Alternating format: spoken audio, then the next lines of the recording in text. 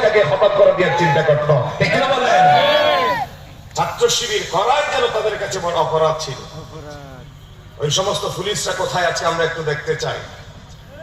তাদেরকে পিছন দিক থেকে বলা হলো, ভাই এর আপনি নিয়ে যাচ্ছেন, অপরাধ কি?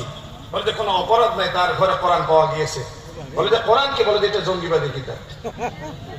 তার ঘরে হাদিস পাওয়া গিয়েছে, হাদিস কি? বলে যে এটা সাম্প্রদায়িক উস্কানি দেওয়ার মতো কিতাব। আমি তখন আলহামদুলিল্লাহ 15 বছরের 15 মিনিটের জন্য আমি নীরব ছিলাম না কোনো সময়।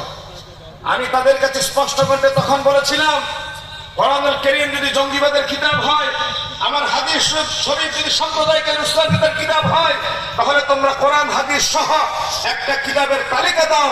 আমরা যারা মসজিদের ইমামতি করি, মাদ্রাসায় শিক্ষকতা করি, আমরা আমাদের পড়ার টেবিলে কি কি কিতাব রাখলে তোমাদের দোষর হব, তোমাদের প্রতারণা হব, আর কোন কোন কিতাব রাখলে পরে আমরা দেশদ্রোহী হব, আমরা জঙ্গিবাদী চেতনা উদ্বুদ্ধ করিয়ে বিশ্বাসী হব, এই ধরনের একটা তালিকা তোমরা জাতির সামনে পেশ করো।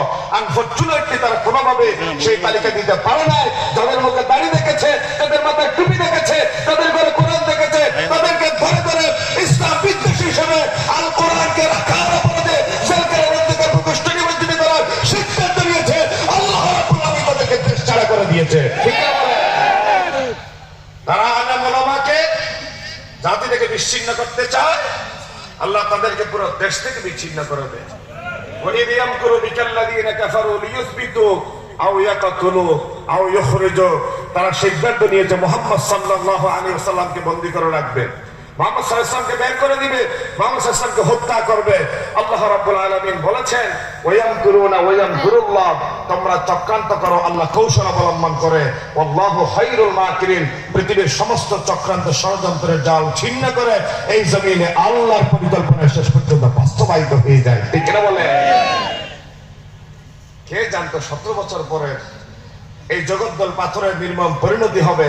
আর এইভাবে ইলিয়াস ভাইদের দিনের কিছু পাগলদের তত্ত্বাবধানে আয়োজিত হাজার হাজার জনতাকে সামনে নিয়ে জমিন যার, জীবন যার, আইন চলবে তার, কোরআন নিয়ে আমরা স্বাধীনভাবে কথা বলতে পারবো। ফয়সালা কার? আল্লাহর ফয়সালা। তুই কেমন বিরোধিতা কর?